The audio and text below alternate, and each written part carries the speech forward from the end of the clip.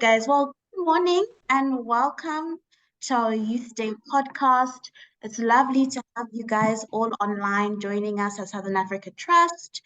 It's such a pleasure, and we just look forward to celebrating this day, reflecting on youth leadership and African liberation. I'm joined by such amazing panelists who have such different perspectives and great voices, people I feel will one day be great leaders in Africa, youth leaders in Africa. And of course, we're joined by Alice, who is just one of the greatest mentors I've known, but also in her capacity as CEO of the trust. So we're honored to have her on board to also just give her insights and her perspectives as well. So just to give a reflection on what Youth Day is, because it's not a universal holiday.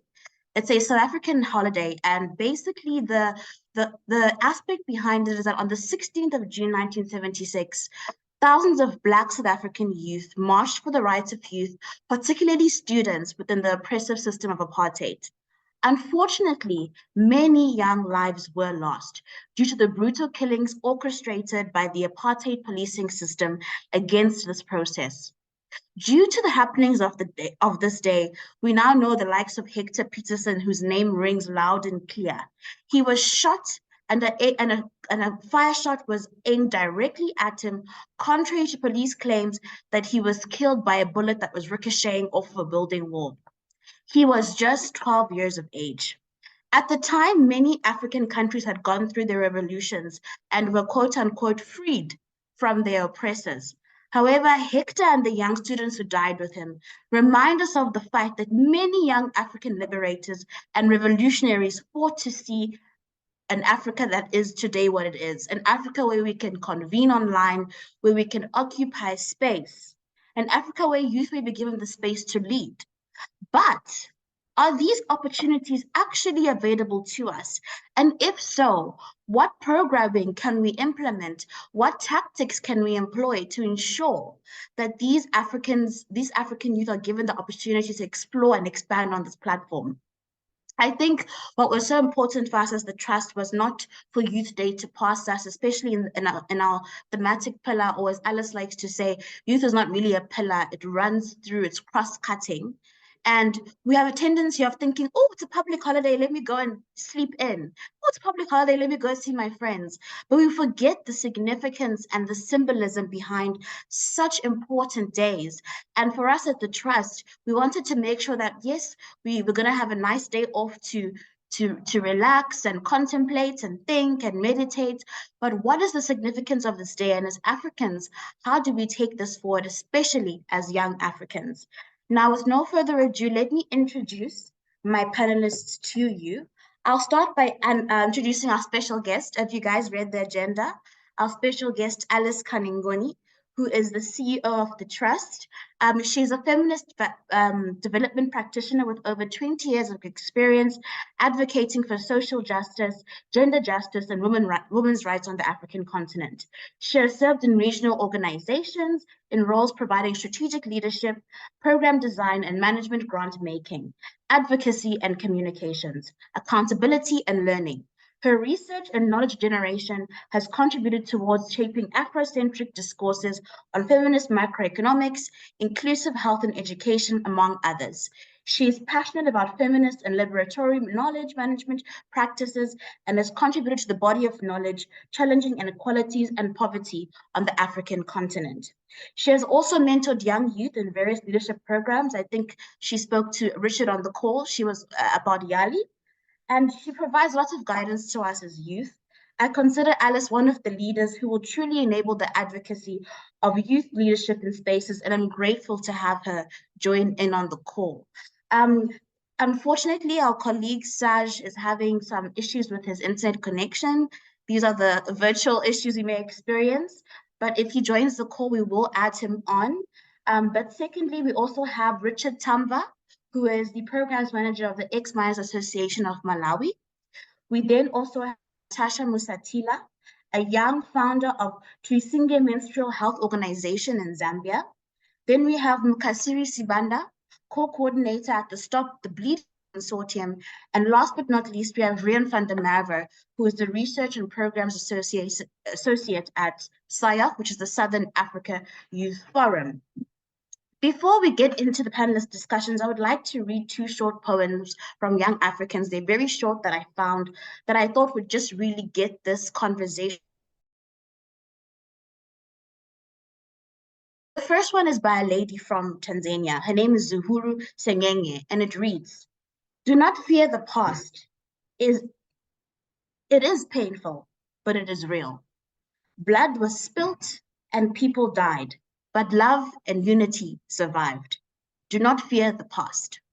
The second one is titled Bottoms Up by a Ghanaian young lady named Ama Nuama, and goes, "To the children we call our future, who have no shoes to put on their feet, who have barely any food to eat, who believe in some real unhope, some unreal unhope, who believe and still dare to dream, wild and free, bottoms up." Now, as a mediator, I also don't want to get too much into the discussions, but I think I'll just give a preempt into what I really want us to discuss. I think we've all read the discussion points, but just in the context of African leadership, many academics would argue, especially in the African context, that power that is seized through arms or war or liberation is more likely to result in poor governance structure and leadership. It has been argued that those who are ordained to rule by having liberated the country that they have liberated should ideally lead in the formation of fully formed governments and then followingly step down. This is the case of many leaders that came before us. Would their legacies have been different had they seized power gracefully and allowed the next generation to lead? And to those who managed to rule successfully post-liberation, what as youth do we take from that? If I was not a moderator and I was a panelist, I could have gotten into an in-depth discussion about Robert Gabriel Mugabe, who had so many positive effects in the beginning. He liberated Zimbabwe. He encouraged farmers not to be subsistence, but rather economic farmers. He transformed the entire educational system that we see today in Zimbabwe. I remember my father telling me growing up, there were only 6 rural schools that were allowed, where students were allowed to go to and do O-level. And now there's hundreds and thousands of them. And that was the legacy that we thought he would leave behind, such a strong legacy. But then if we think about the quote, "Absolute power corrupts absolutely," what do we then think of Robert? I don't feel that's the legacy he should have left behind. But what can we learn from leaders like Robert Mugabe, who had the potential to have left such amazing legacies? But then along the way, power dynamics, political control, the will of his people, the will of international forces came into play. What do we learn from such leaders? So I hope we can really delve into this discussion. And without further ado, I'll allow Alice to please just give us some introductory special guest remarks. Thank you, Alice.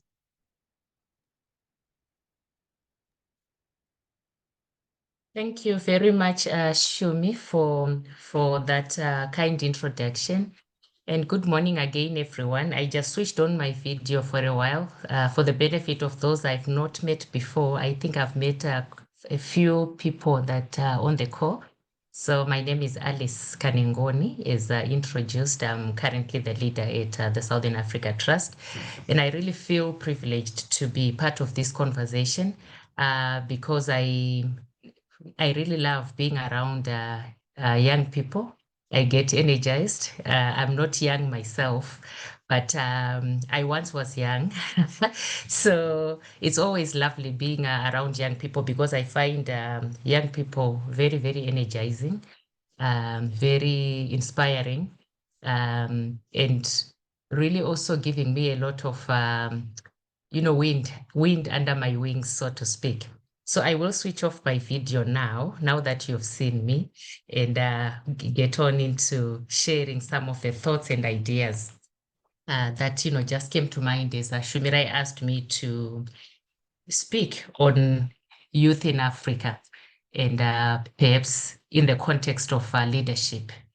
Thinking about leadership, I think one of the things that I find quite intriguing about Africa and leadership and youth is the idea that Africa has a very youthful population. We are globally recognized as a youthful population across the entire continent, and a number of countries, I think, um, contribute towards that demographic. So we are a youthful population compared to other regions where their challenge there is aging populations that they are not very sure what to do with, how to manage, how to transition and so on. But for us, 60% of Africa's population is said to be below 25 years of age. And that's, I think, something that warrants a conversation, something that warrants deep thinking, because if you think about it, and again, of course, depending on, the data source, there are a number of sort of different figures around Africa's, the percentage of the population that is youthful. The UN puts the median age at 19.5, but you will see that in other literature, you'll see it as 20, 21, 20, up, all the way up to 25. But even if you work with any of those figures, if you pick 19.5 or you pick 20 or the fact is we are a youthful population and the average age is really young. It falls into that category of being young.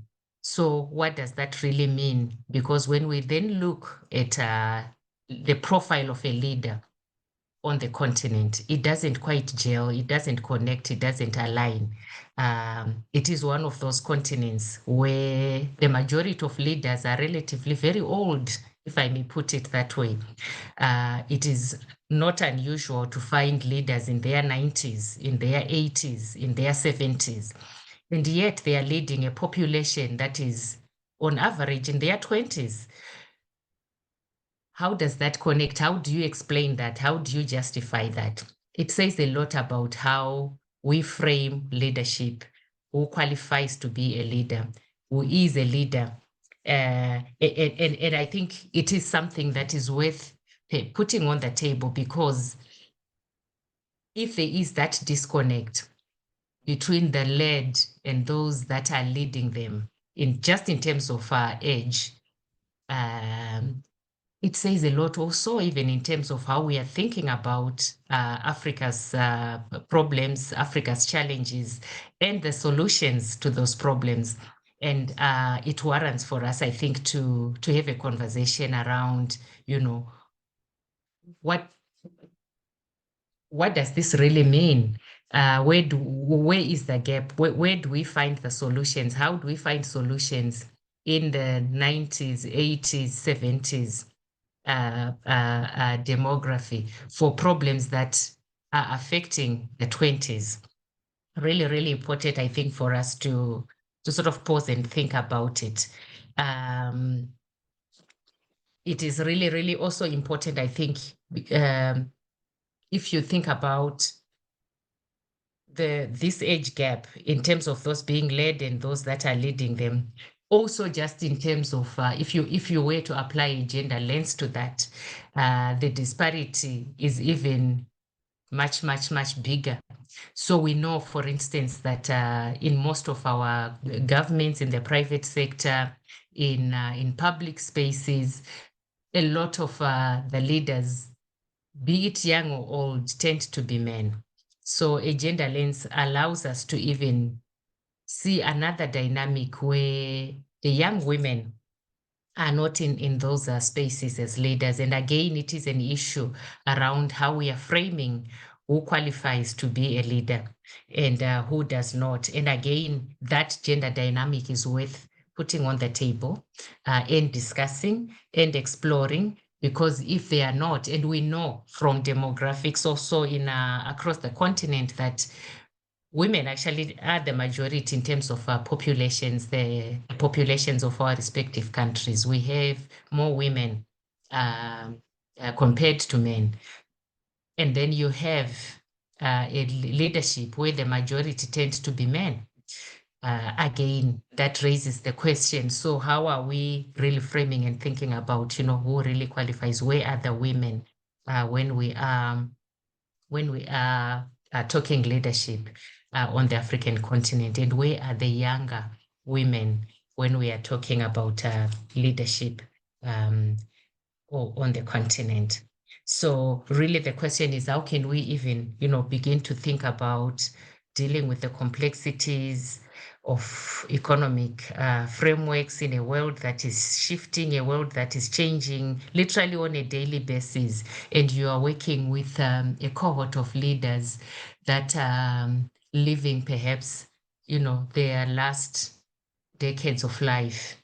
And we are looking up to them to be able to wrap their heads around Africa's challenges, Africa's problems, Africa's solutions. Really difficult to imagine and to think of. And I think for us in this conversation, it might be worth thinking about. If you think also of why this is so, I think the framing is one, but also there's just this idea of mistrust for youth, and the idea that youth can make good leaders. I think if you look at the patterns, you see that there is a lot of talk, a lot of investment around youth empowerment. And the assumption there is that youth need to be empowered because they don't have what it takes to lead. When Shumirai introduced this session, she spoke of, we are the youth who can one day be leaders. And I dare say that day is now.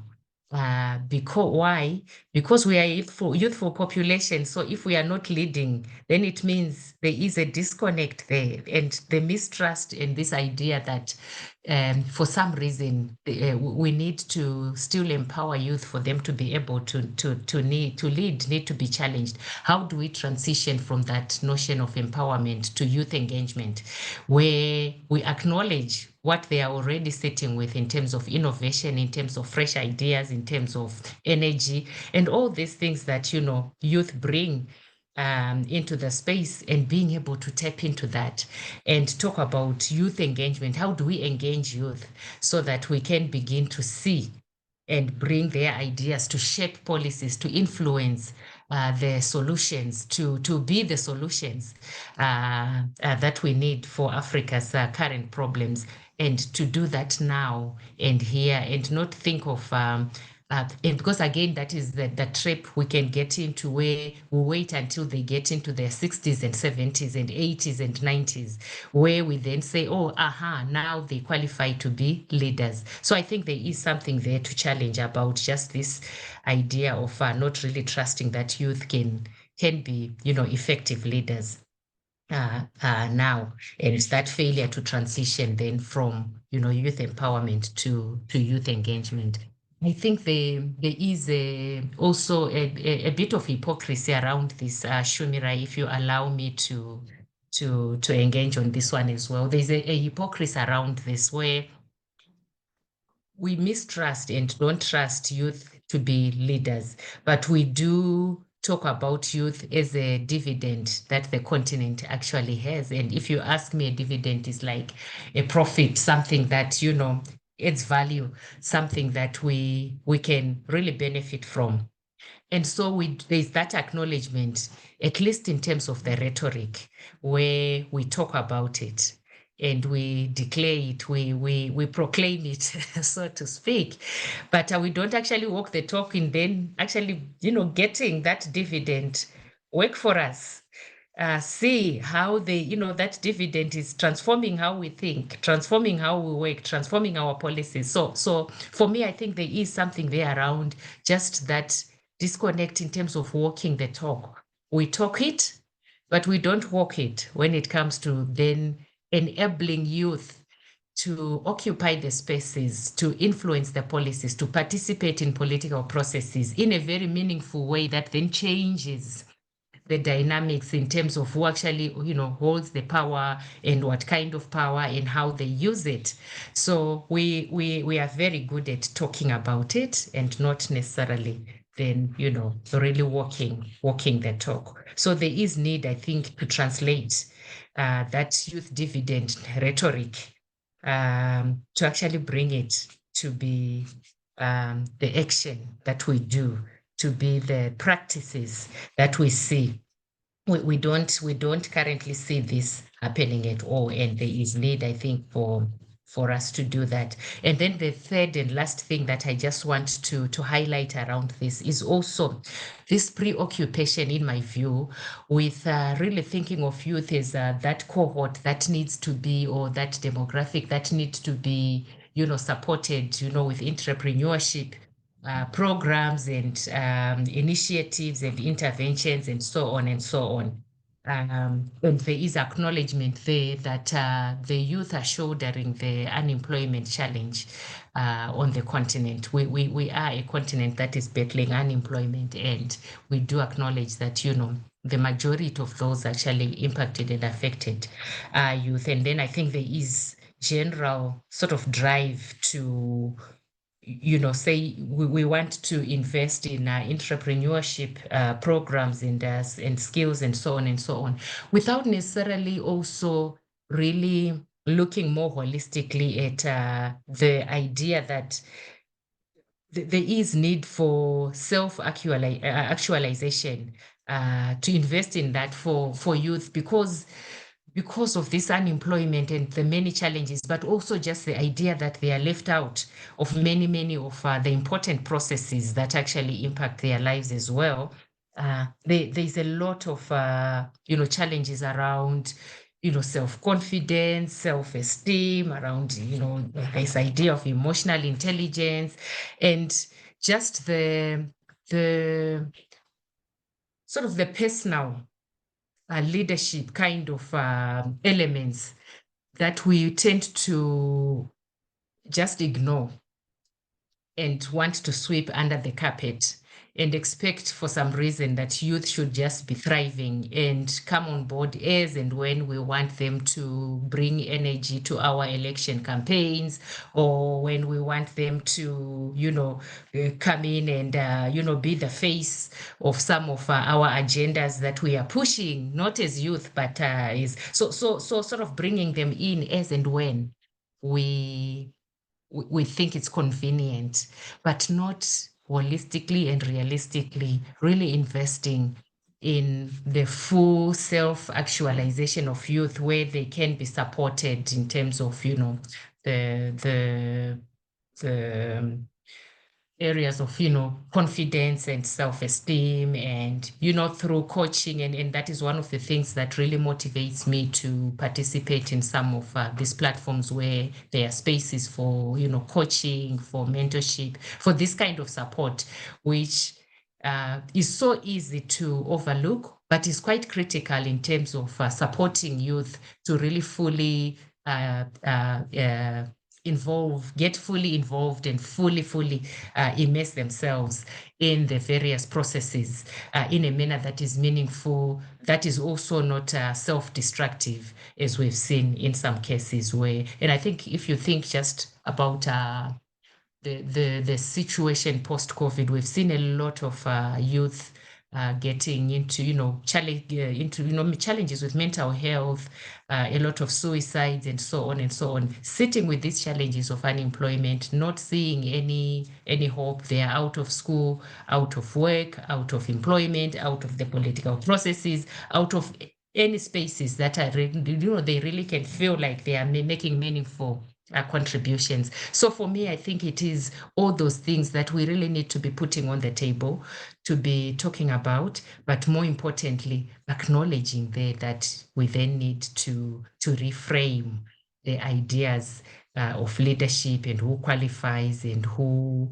is in, you know, can be in and sit around the table or not. So for now, I will stop here and also just, you know, get an opportunity to hear how the young people who are on the program are thinking about some of these issues. Thank you very much, Shumi. Thank you so much, Alice, for that insight and for your input, especially, you know, in your capacity and having, just highlighted a few important issues for us as well, just to think of as we reflect on these issues. I think one thing I picked up was definitely the fact that the future is an African future. We have an African youth, but how do we actually actualize that dividend instead of using it, like you've said, only when it's suitable? When it's suitable for a country to look good, you install a youth cabinet, but they don't really have any power, or they just come and they help to rally together elections for these people that are quite old, in their 60s, 70s, and 80s. How do we actually actualize that, which I think was great, and then also touching on the issue of that lack of trust, which then makes excellent youth feel as if, well, maybe I can't be a leader, and you have all of these issues of depression, of, oh, maybe I can't speak like this person. And that was obviously just catapulted by the rise of COVID.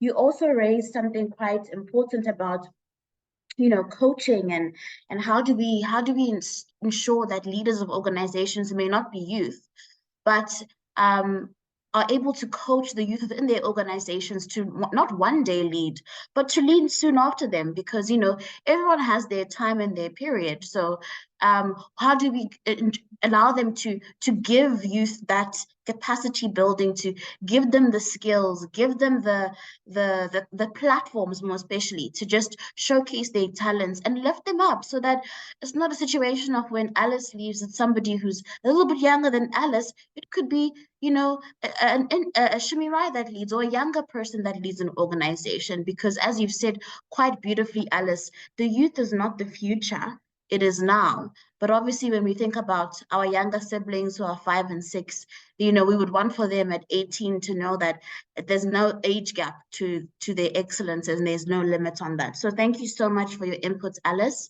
Much appreciated. Just moving on to our next speaker. Since I see Saj has not joined the call, we will just move on to Richard Tamba, Programs Manager of Ex-Miners Association Malawi. Richard, please take the floor.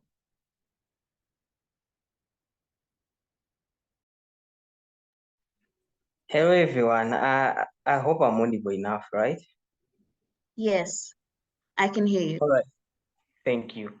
I'll start by mentioning to say the political and leadership in Africa is marred with colonial history impacts, neocolonialism, imperialism, corruption, and power-hungry leadership. That is why you find that by now, countries in the Middle East like Kuwait, they are rich with only having one resource, gas. But then in Africa, we have countries which has a lot of resources, but we are not rich. We are still grappling to have 60 billion as our GDP. Up until now, Africa still views its colonizers. Forgive me, I'll use that word. We still views our colonizers as our saviors. Like they have to fund our healthy budget, they have to fund our education, they have to make our education systems. Till when are we going to stand on our own? Till when? And we are, if we can look outside the world, we are in the geopolitics that are shaping the world into a new, for even the next 100 years. The world is changing because of what is happening outside. But you find that Africa still hasn't taken its stand. Africa has not come as a collective to say we are going to move this direction. We are no longer going to be called a third world country. We are no longer going to be called what they refer to us as global south or whatever. We need to be called as Africa as a continent. We are not moving towards that. So not to step to the negatives, we are also seeing changes in leadership dynamics.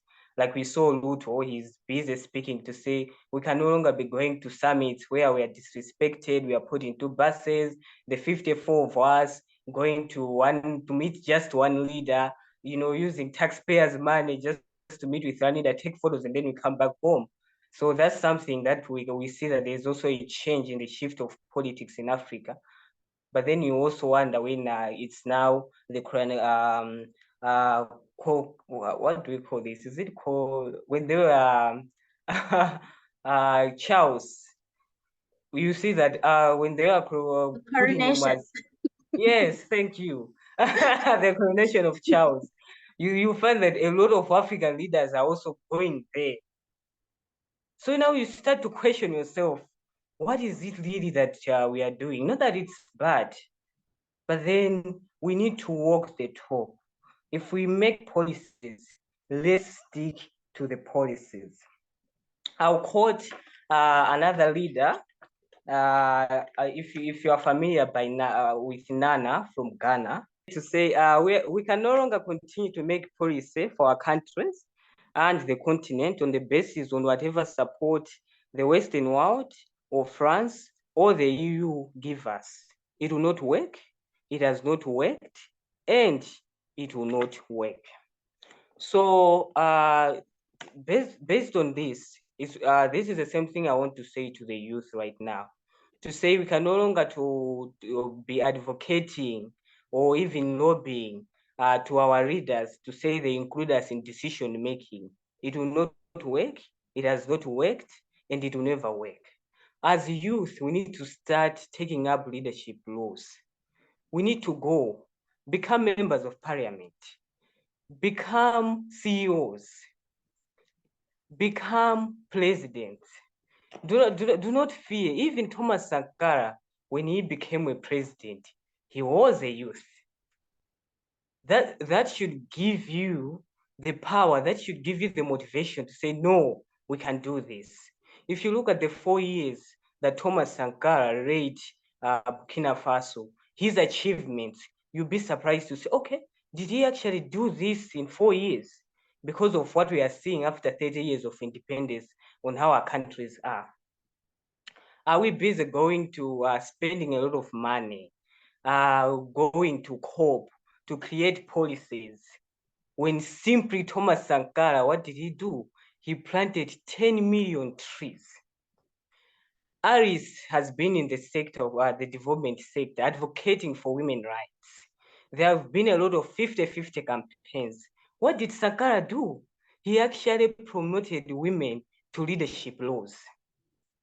Are we busy now talking about corruption, talking about aid, talking about how they are actually tying us economically because of the debt we are getting? What did Thomas Sankara say? No, we can no longer rely on someone because he who feeds you controls you. So as Africa, where are we going? Where are we actually going? We need to question that. As youth, I've met youth from a lot of countries in the SADC, and then when I sit down with them, what they are saying is the same voice. They want to see a new Africa. Who can we learn this from? We can learn all of this from Thomas Sankara. So my revolutionary hero today, my revolutionary hero 10 years from now, or even I get old, was be Thomas Sankara, because he achieved a lot more in a space of small time. So you find that give these presidents 5 years and then they haven't achieved anything. They will now start trying to create these new policies, to amend constitutions, to have more time, to have more terms of presidency, saying we didn't have enough time. What time are you talking about? What time are you talking about? We are busy seeing presidents working as kings, driving good cars, living luxurious lives. Are we at that point in Africa where we need to live at that luxury? No. What did Thomas Sankara do? He actually sold all the Mercedes Benz to have a cheapest car to be used by ministers, to be used by those who are in power, because he knew at that point we are not at that level where we can actually live in luxury. We are at a level where we need to build our continent. We are at a level where we need to build our countries. So simply youth out there, we need to actually reset our mind.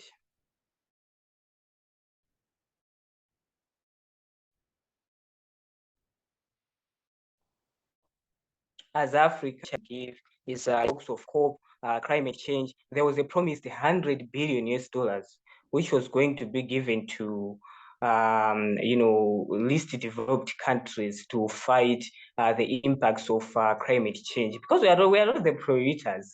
So we are supposed to be given that to actually fight the impacts of climate change. That hasn't happened. So simply, it's not the West who come to develop us. It is ourselves. So we need to now start thinking of how are we going to develop Africa. And as youth leaders, another advice I can give to us is to make sure we don't think that we know it all. We do not become leaders who will just be shaping policies, making policies without action. Why was I saying about Thomas Sankara? He wasn't writing things on paper. He was actually doing it. We need to be youth of action. So let us have an ego, but an ego that actually develops Africa, not an ego which we think that we know it all. No, we still need the wise, because we know the old are the wise. We can go to them to seek advice, but we need also to become leaders. So Shumirai, just not to take a lot of time, simply that's my submission. Youth, take up leadership roles. Thank you. Thank you so much, Richard. And, I think, you raised a very good point. I was watching a documentary the other day, and they were like, it's just very strange how Africa has the most mineral resources, but is deemed a poor nation. Or should we say country? Because we should start thinking of ourselves not as a continent with regions, but united as a country. And that doesn't make any sense. So how do we as youth, as we go into leadership spaces, ensure that we amongst ourselves don't make the mistake that our predecessors made of now, you know, overlooking, the importance, or overlooking the richness of African soil and looking to their pockets? I'm glad you raised Thomas Sankara. He had some great quotes. I think one of his quotes, if I'm just to paraphrase, was, "We've come to a stage where it's either a few of us drink champagne or we all drink water." So I hope as young leaders, let's start calling ourselves that we are dedicated to that vision of all of us drinking water, not a few of us drinking champagne. Thank you so much, Richard, for your inputs.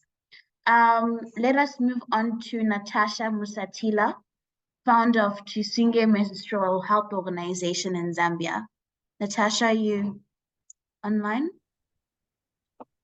All right, thank you so much, Shumirai, and everybody that has participated. It's been an interactive session so far, very insightful. I've just learned so much within the 30 minutes that we've spent so far.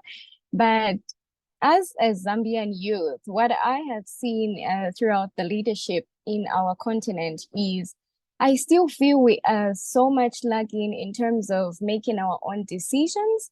I still feel in some way we need to seek some counseling, we need to seek some guidance from the international counterparts, which I still feel makes us so much, for the lack of better terms, puppets, because we always want to have them to have a say in all the decisions that we come up with, the policies that we come up with for our own continent, for that matter. So we are lacking in terms of that. And another thing I have seen in terms of leadership in the African context is we lack creativity and innovations. The leaders that we have right now, for me, really, I wouldn't say we have leaders, but it has drifted from having leaders to having politicians. If we look at our African history, the people that stood to fight for us, the people that crowed to make sure that we walk as the people that we are now, they really had those virtues that they had in them so that we can excel as a continent. But that is something that we are lacking. So there's a bankruptcy of virtues in our current leaders, as I can put it. They are not having those virtues to see the continent thrive, to see the continent succeed. Just as Richard has mentioned, we have so many resources as a continent. An example I'd give is here in Zambia, we have so much of copper, we have so much of gold, there's so many natural resources, even just other resources that can be used to upscale the economy of a country. But when you look at it now, we still need people from outside to come and manage those resources, our own resources. And that again takes us back to mistrust that Alice talked about.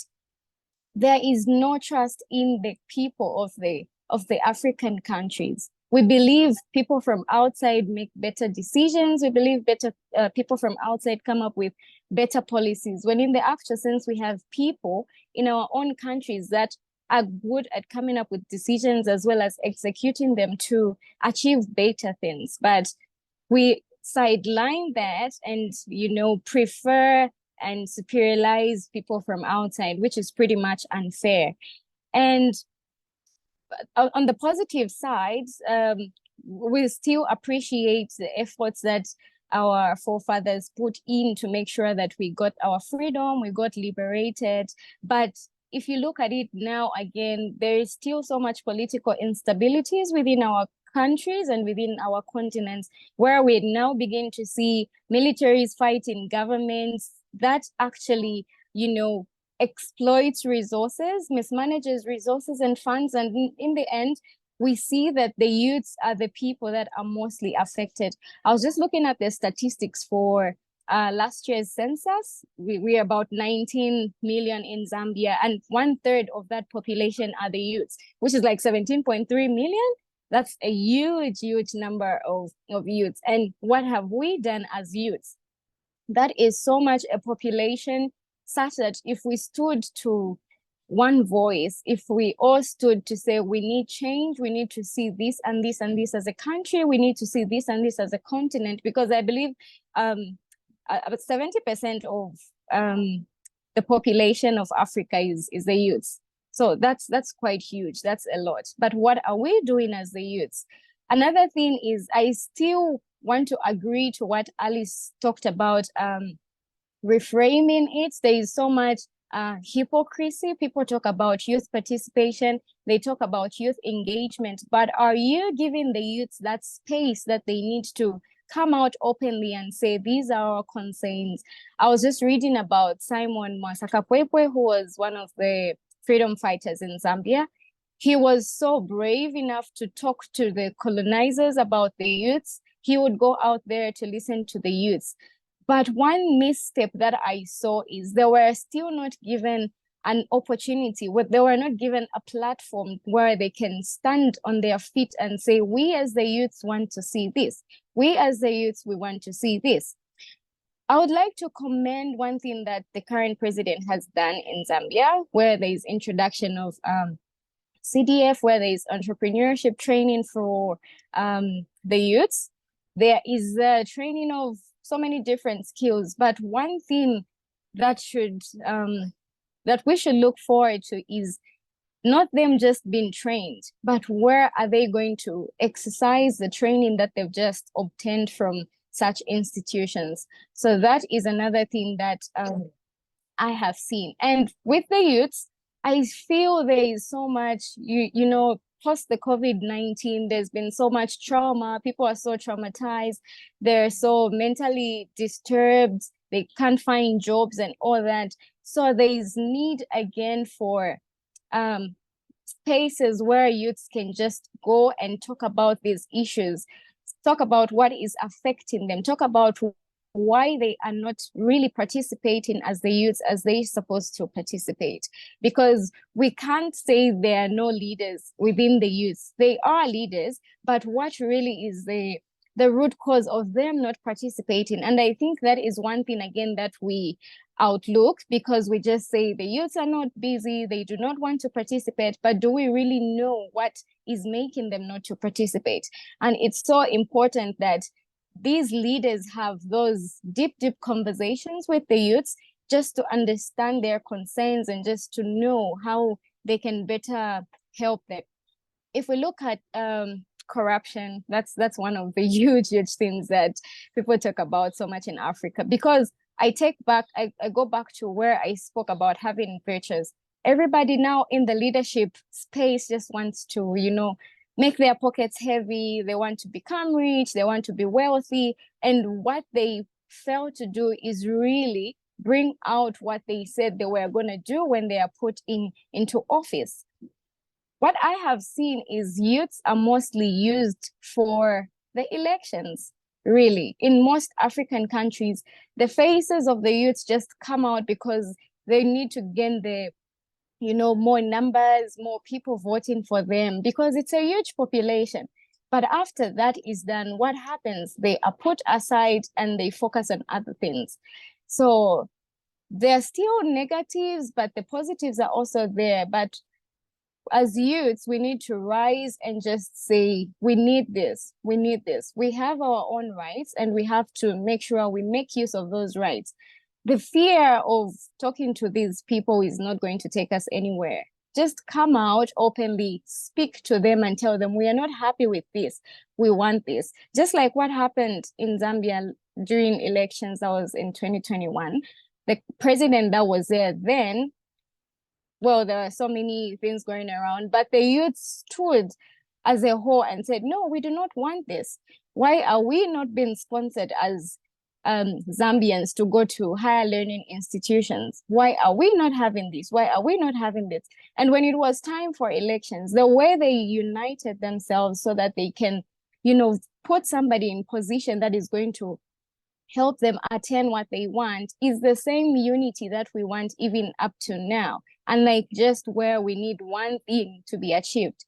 For us to progress as a continent, for us to progress as the countries in Africa, we need that unity. We need that one voice as the youths. So I'll leave it there. Thank you. Thank you so much, Natasha, for your input. Really, really, really well spoken, well articulated. I really loved how you mentioned this idea. I think we're seeing these recurring patterns in our conversations about mistrust and also about youth just being used as political gimmicks, as puppets. I think we're starting to get a feeling of what really the youth voices are feeling in terms of their positionings. And I loved what you said about how we have such a plethora of resources, as tied in with what Richard had said before you, but there's this need that there's this mistrust of ourselves as Africans. It's almost a process of wanting to decolonize our minds, not just as youth, but as African youth, because I think Steve Biko once said the greatest thing the colonizer did was to colonize the mind. So we have all of these resources, but we want to bring in all of these big mining companies to come and mine in unethical ways and destroy villages and destroy cultural practices and cultural places and areas. Why don't we trust ourselves enough? We need to do that deep dive, that deep thinking.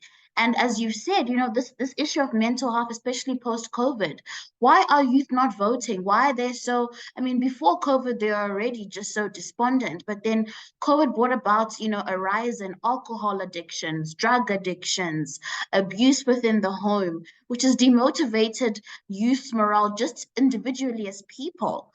How do we lift that morale? How do we as youth leaders on this call, in association with Alice and leaders like Alice, uplift that morale so we can have that space? But then how do we go around this issue of platforms? Because speaking from personal experience, you can be given a platform, but how influential is that platform? They'll say, Shumirai, go talk for 10 minutes, but nothing I say is actually taken into regard, which draws back to this idea of youth being puppets. So thank you so much for those inputs. And I think just in conclusion to what you've said, there was someone who once said to me, I think in Africa, people just believe now the fastest way to make money is to become a politician.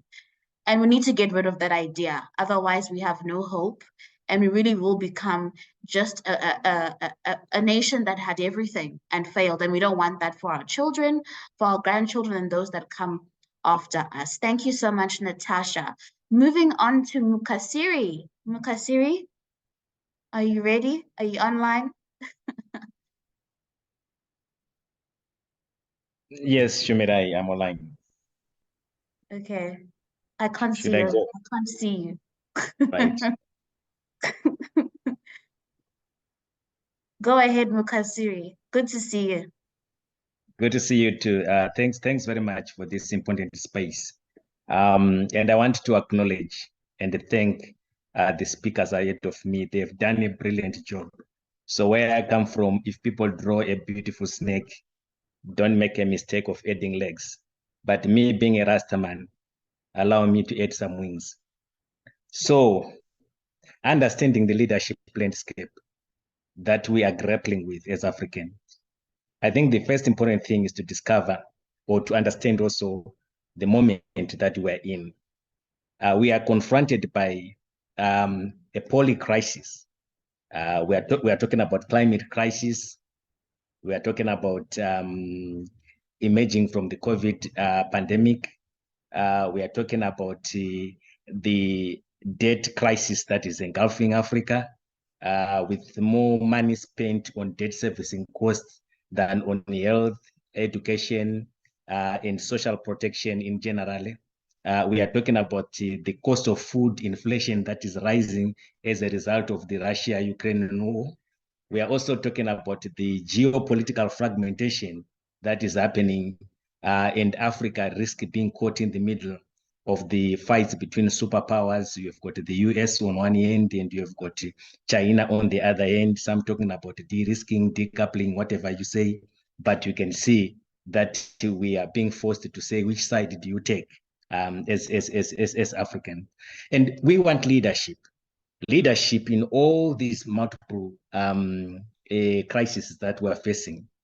And what this shown us is that the global systems are not designed to put people at the center, are not designed to put the planet at the center. It's capital, profit first, the planet and the people last. And this is unsustainable. So leadership is required. So I want to also quote Frantz Fanon, because I will not do a justice to this conversation if I don't throw this challenge that forewarned is forearmed.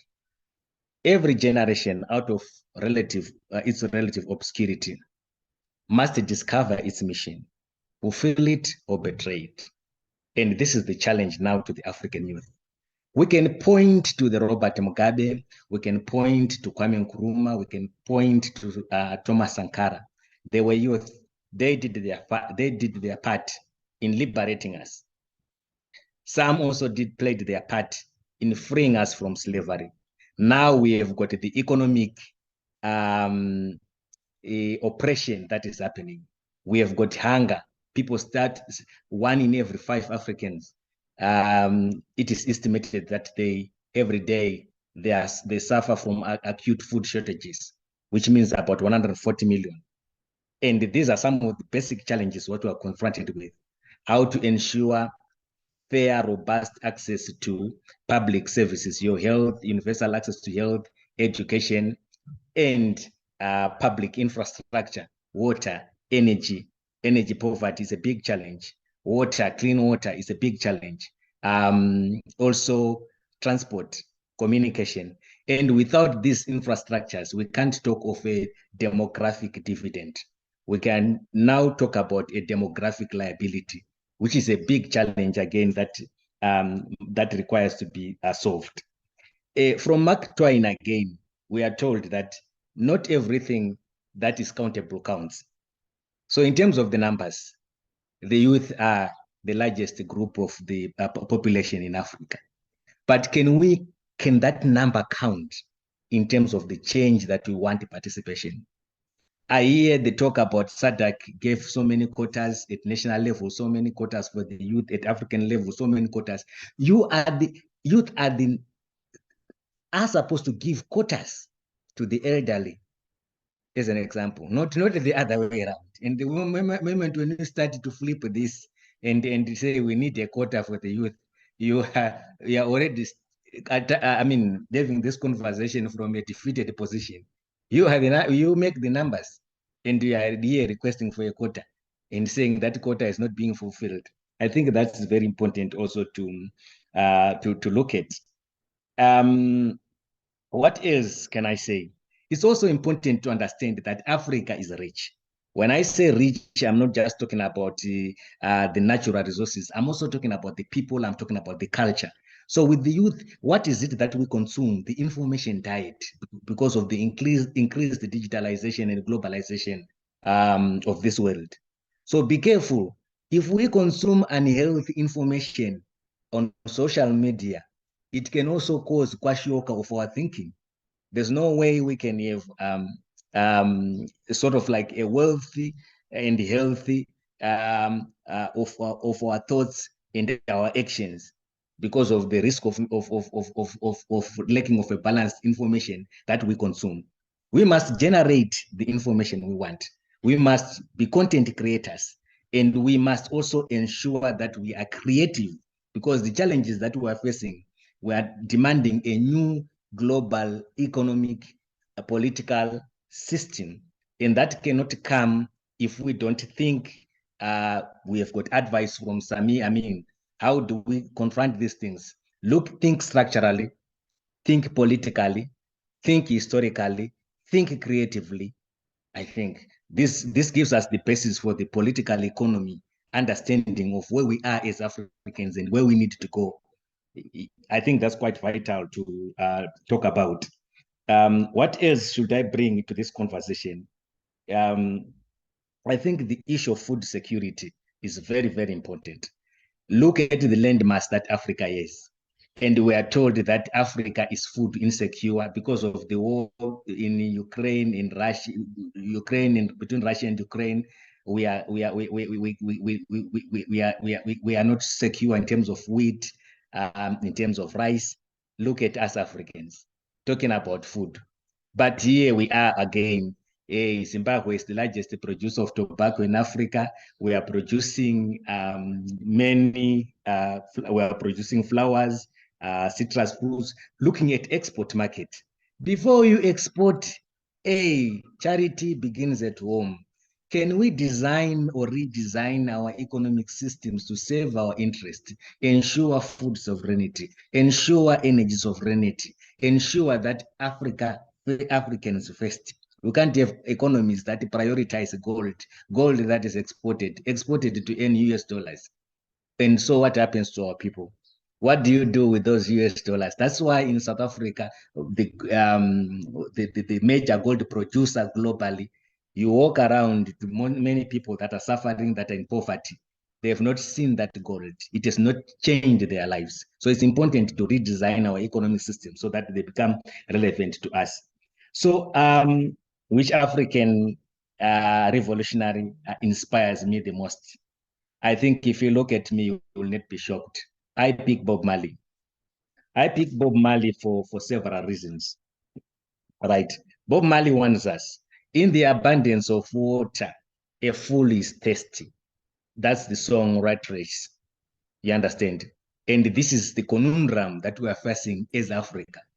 When we follow the narrative, we are told that Africa is a liability to the world because of poverty. But if you read the balance sheet very well and closely, Africa is a net creditor to the rest of the world.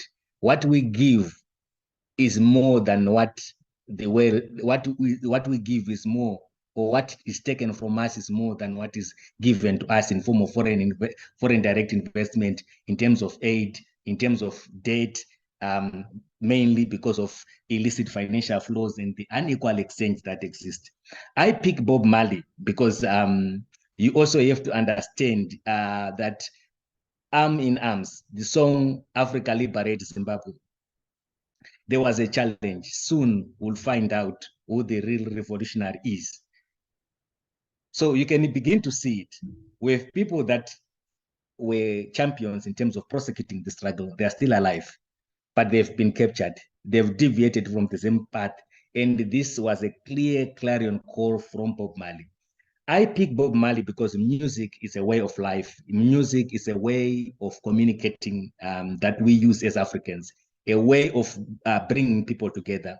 if there is death, we sing. Birth, we sing. If we are hungry, we sing. If there is a good harvest, we sing. You find music in everything that we do.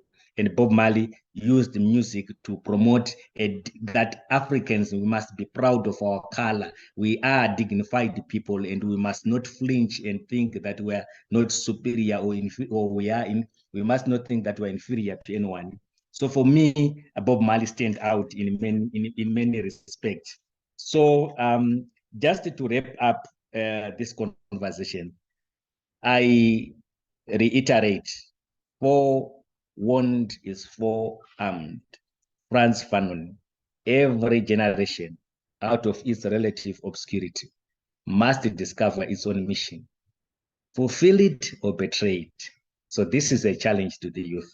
What is the mission that we are confronted with, that we have discovered? And have you betrayed it, or are we progressively fulfilling it? Thank you. Thank you so much, Mukasiri.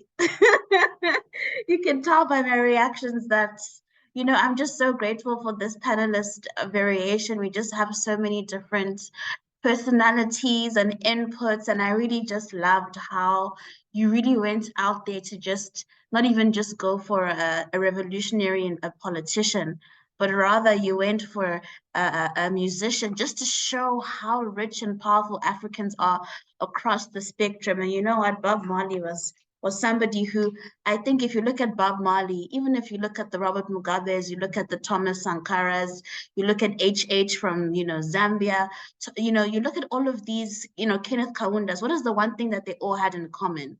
They were all Pan-Africanists, and they believed in one vision, one goal, one Africa. Some may have fallen along the way, and it is for us to learn from our forefathers and their mistakes.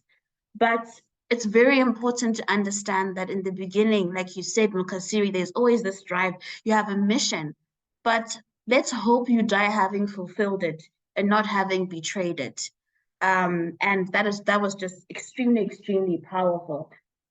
But the same thing you said about, before you export, charity begins at home.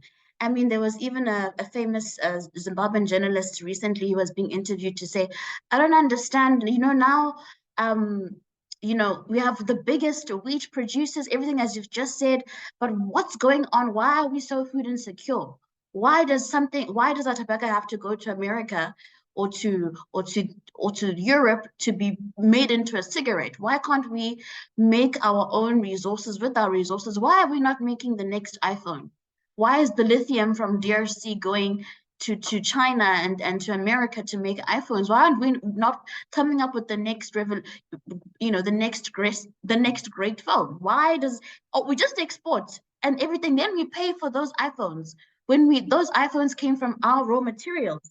And thank you for also raising, this issue of, the debt crisis and food insecurity and all of these things that are not even, and climate change, they're not even as a result of Africa itself. It's actually, the global north that really are instigating a lot of these issues that destabilize us. So at what point do we say, no, man, we're young, we're vibrant, let's get together as one? How do we bridge the gap?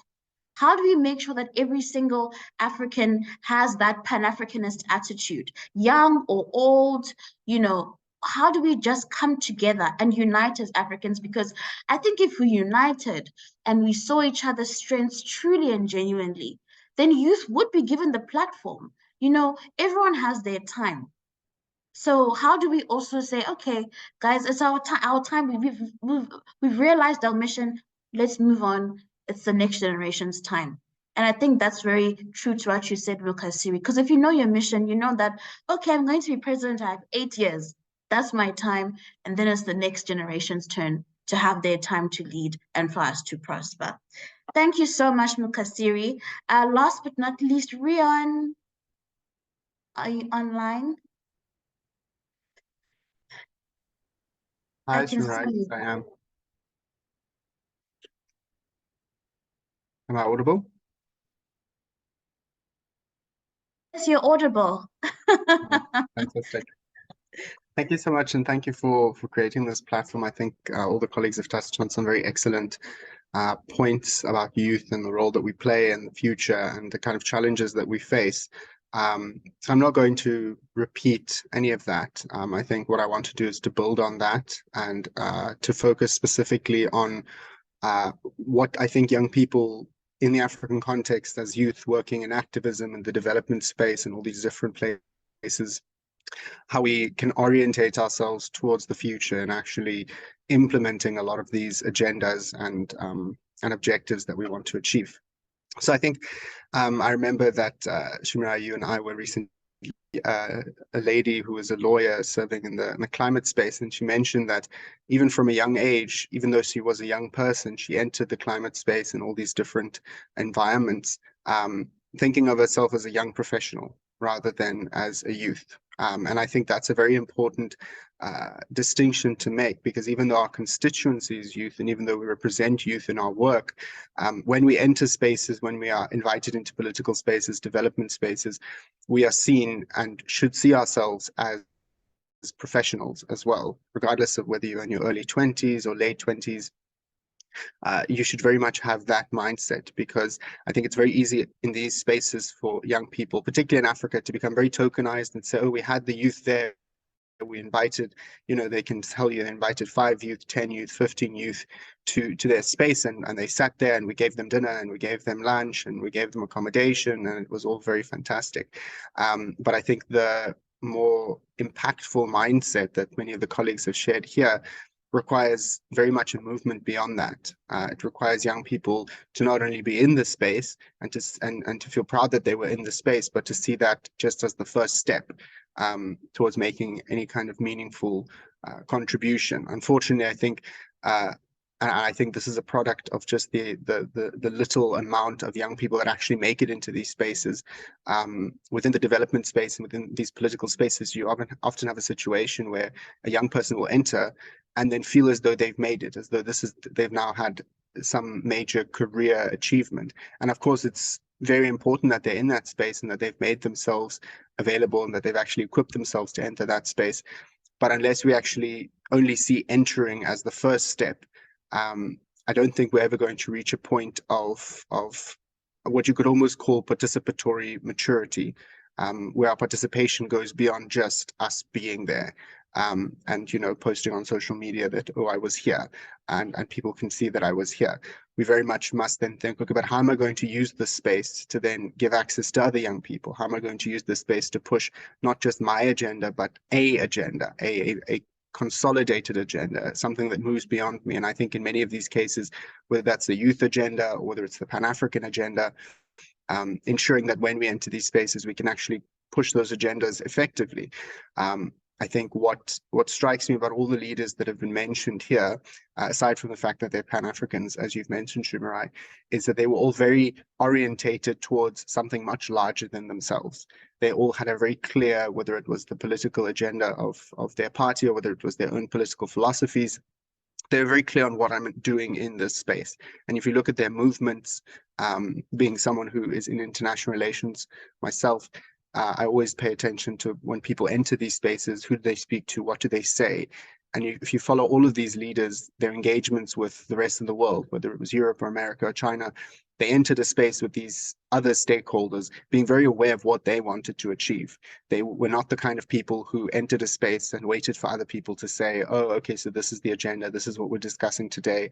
They very much put down the agenda from the very moment they walked in. And so I think that's something that we as youth in Africa who want to enter these spaces really need to equip ourselves in doing, and to adopt that mindset.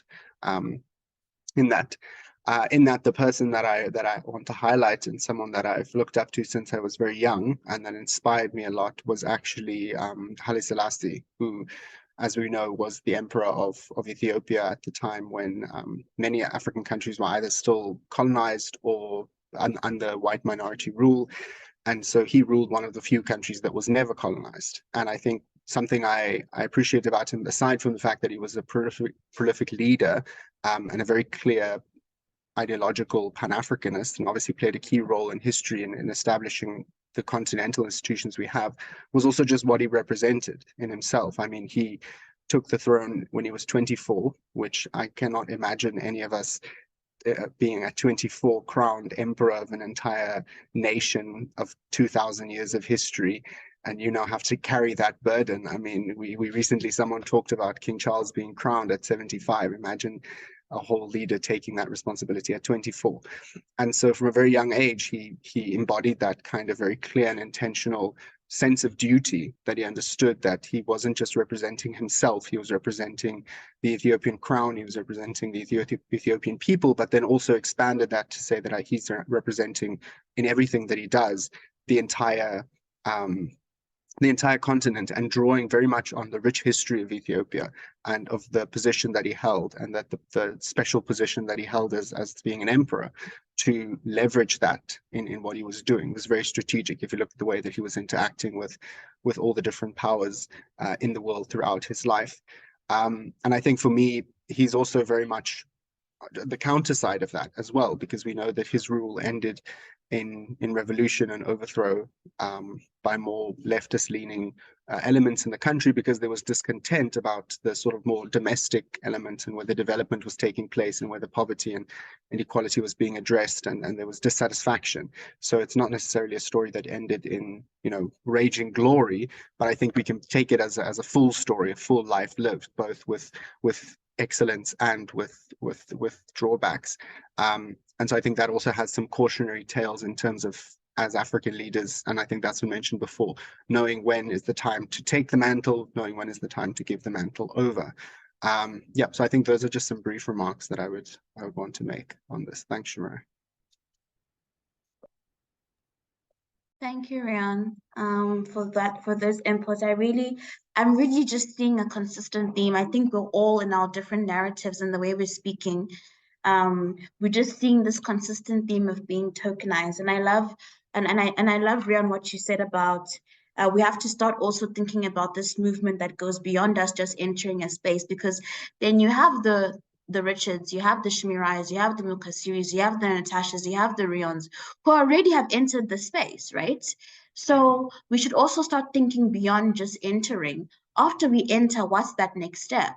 Because you shouldn't be oblivious to the fact that some of us are already in positions of somewhat influence. Even to gather on this platform, we have somewhat of influence, whether it's in our regions, whether it's in our homes, whether it's in our communities, whether it's internationally, we have somewhat of an influence.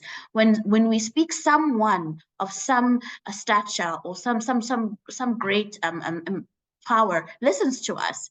So how do we then make that plan together as a youth, and not just become a youth that just goes on webinars and goes on podcasts and speaks and has these conversations? What do we do beyond that? What's the action point post this podcast?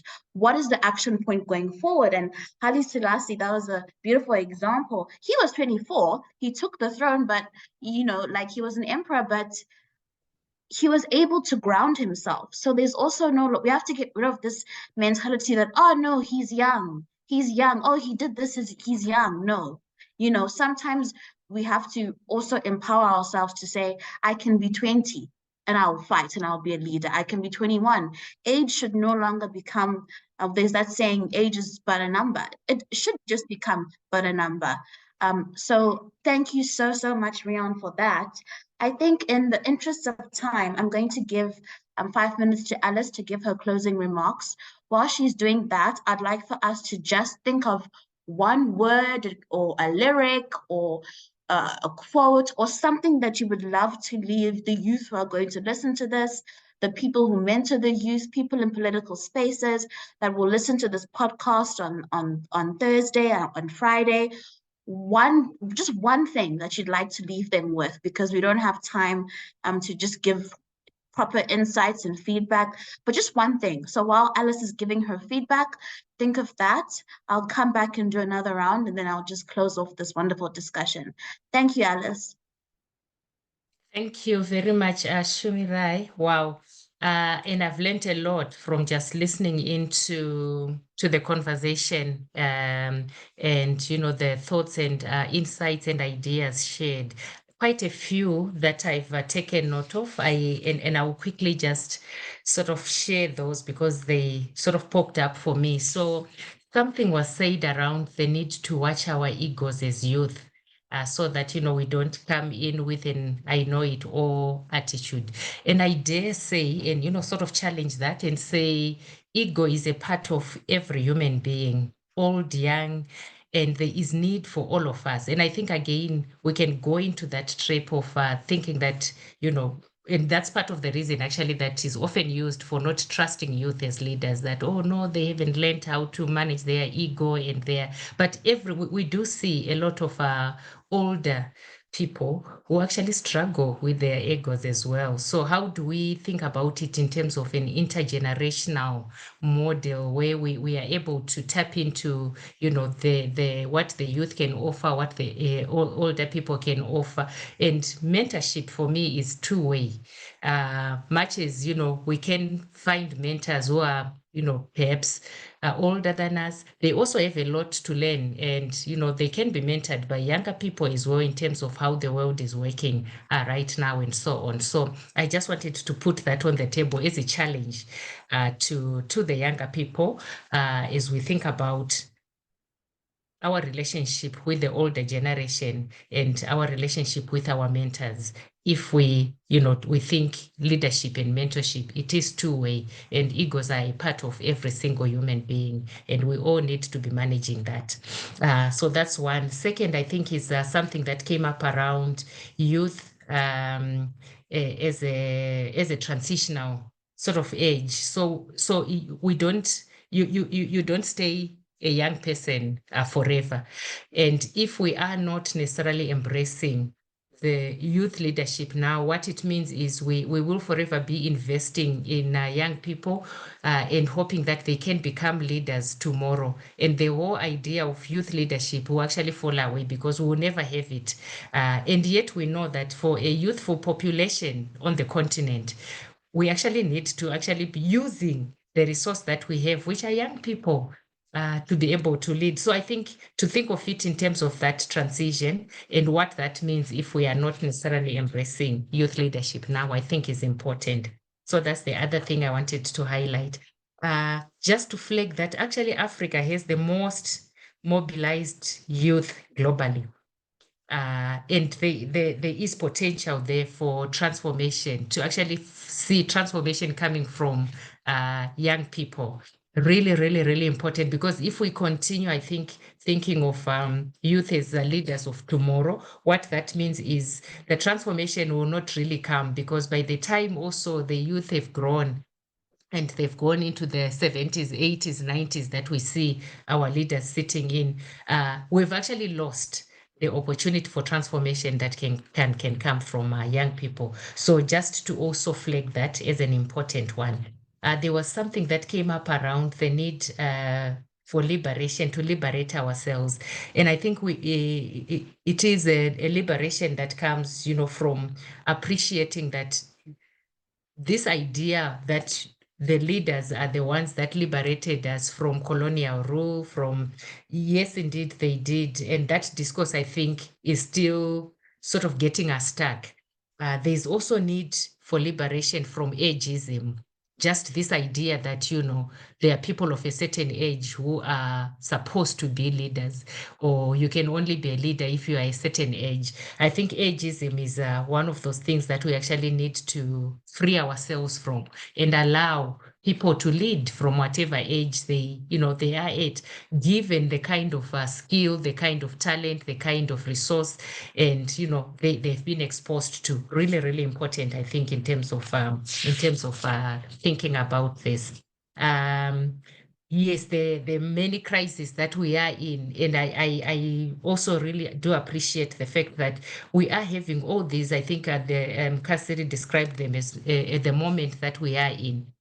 That moment, I think, is really a result of lack of leadership, where I think our leaders, a lot of the crises could have really been averted, or they could have landed softer if we had a certain kind of leadership or on the continent. And so it becomes really important, I think, for us to open up the framing of leadership to allow for the multiple ideas and the diversity of ideas that are there on the continent, coming from the diversity of, the demographies, and to be able to inform the solutions that we actually need. Keeping youth outside of those spaces where we are trying to seek solutions won't really get us far, if I may put it that way. Yes, and I like the idea of, especially this idea that, you then give youth quotas. And how do you give quotas to the majority of your population? And the argument that it should be the other way around, I think, is very much apt and very much to the point. And the idea of decolonizing knowledge management, who actually generates knowledge, and what kind of knowledge is informing some of the policies, some of the solutions, some of the pathways that we are following in terms of seeking to deal with some of these crises. Very, very important. And that idea of decolonizing knowledge management broadly, so not just knowledge generation, but how that knowledge is then managed, how it's processed, how it's packaged, how it lands with us as people are sitting on the continent and sitting on different parts of the globe, and how that then actually informs the steps that we take in terms of finding solutions becomes really, really critical. And then, yes, I like the idea of changing mindsets from thinking, youth to thinking young professionals. Wow, I think that's really, because once we change the way we think about things, the behavior changes, the practices changes. It starts with changing the mindsets. So I really like that, because that is, again, one of the reasons why we get stuck in terms of thinking of, young people as those people that can't quite lead, that can't quite contribute, because we are thinking of them as youth, and we have a certain mindset around youth, around a certain framing around, youth, and what that really means in terms of participation, in terms of solutions, in terms of ideas, and the idea of young professionals, where we are really bringing the professional part into the framing. I found that quite insightful. And I also think that way, I think that the suggestion, rather, that was given to say, we need to move from tokenism, where we just go into the spaces and we celebrate that youth are sitting around the table without really questioning whether youth are actually part of designing the table, is quite critical. So yes, getting in is just one part of the story, but the more important part is meaningful participation, where their opinions, their ideas, their thoughts, their suggestions are being taken on board, and they're actually shaping the future of the continent. They are shaping the solutions that we are using. So it is about not just being sitting at the table, but also being part of, the team that designs that table. And last, finally, if I may just also comment on this one, the idea of orientation beyond the self, very, very important, not just for young people, but I think for all of us, because that is, again, an area where we get stuck, where when we get into the spaces then become about us and not necessarily about the cause that, we are able to advance, we are able to contribute towards. And that is where, again, and I think we can link it back to this idea of, the big leader, where you have one person who is credited with having led an entire, revolution, or entire, and we sort of forget the collective part of it. And I think as feminists, one of the things that we often push for is this idea that, the collective always brings more urgency than the individual. So that collective mindset is quite important in terms of helping us orient ourselves beyond the self to the cause, because a cause can never really be achieved by one person. We need to be able to acknowledge the collective agency that youth can really bring into youth's into Africa's future, so to speak. So I'll stop there, Shumirai. Thank you very much for the opportunity to comment. Thank you so much, Alice, for your insights and your input. It's been really great having you as a special guest. I did it deliberately, not only because I obviously hold you in hard regard professionally, but also because I think it's important for us to start this thinking of co-collaborating with professionals who may not be, in the youth quotas, but have that experience and come before us and us as youth, and the beautiful conversations, as you can see, we've had, and the insights Alice has had, and the inputs, we can see that the combination of us working together across generational levels is just so wonderful and so impactful. So I would like us to end with starting with Richard Tamva. If you could please just, what is the one thing, the one quote, the one thing you want to leave the youth with, South Africa with on Youth Day? All right, I'll leave the youth with lyrics from Damian Marley, where he sang in the song Speak Life to say, it's a mystery how we can keep repeating our history, making the same mistakes as our ancestry. Seems like all of life lessons missed we. It's risky. So youth, if you want change, be the change. If you're going to cope, if you're advocating for climate change, make sure you're also planting trees, make sure you're also taking actions. Be youth of actions, not just policy making. Thank you. Thank you, Richard. We can move on to Natasha. Okay, one thing I just want to leave is a question. I'm just going to pose a question to the youths. What legacy are you leaving behind as a young person? Just something for them to think about, even as they transition from being a young person to an adult. What do you wish to be remembered for? What are you going to do for your country? And what are you going to do for your continent that is going to make people remember that there was a Natasha or there was this kind of a young person? Thank you. Thank you, Natasha. Mukasiri.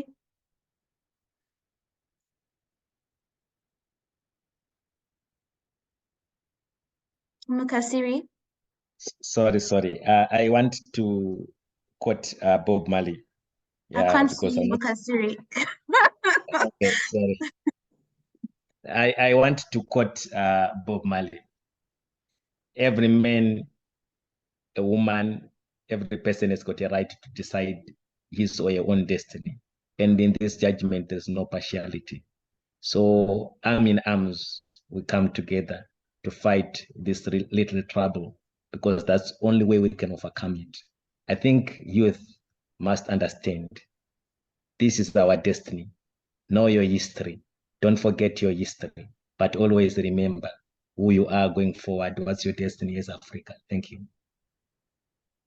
Thank you, Mukasiri. Thank you so much. And then Rion.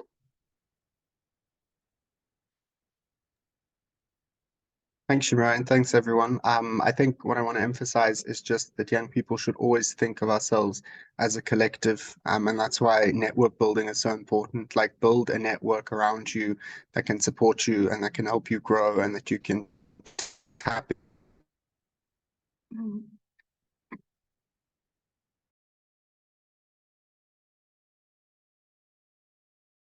into.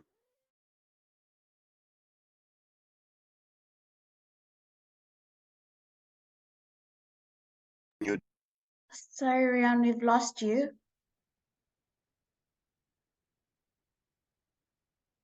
Do in your work, because no person is an island, and the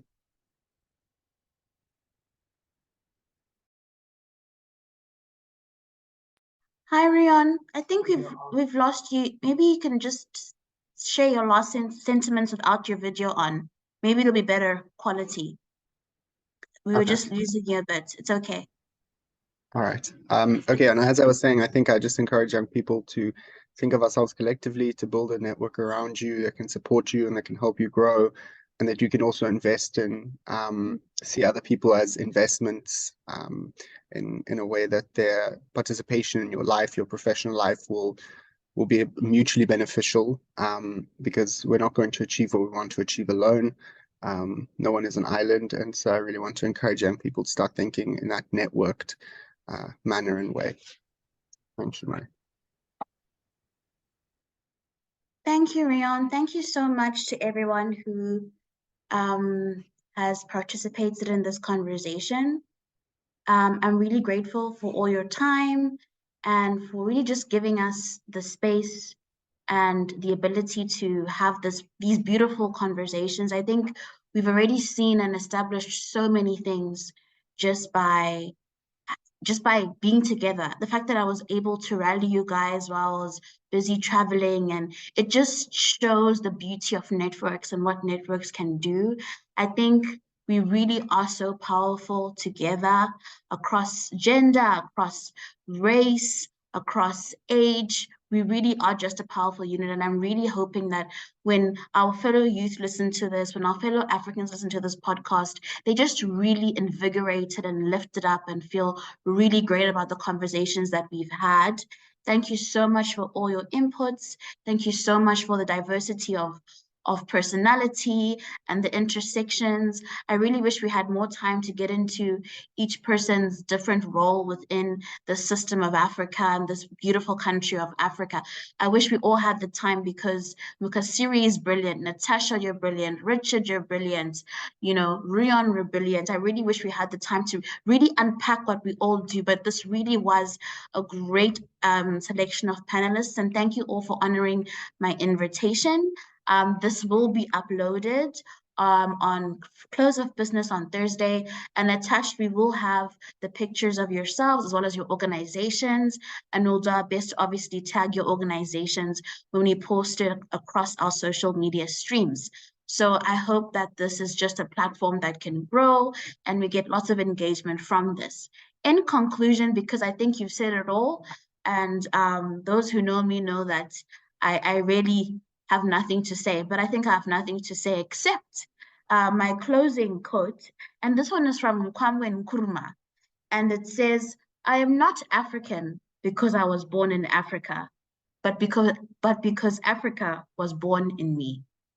And with that, I would like to conclude and say, have a great Youth Day in advance, and let us just reflect and look at the beauty of our nation and think of how as youth leaders, because we all are leaders on this platform, we can grow. Thank you so much for your time, guys. Goodbye. Thank you. Goodbye. Thank you. Bye. Goodbye.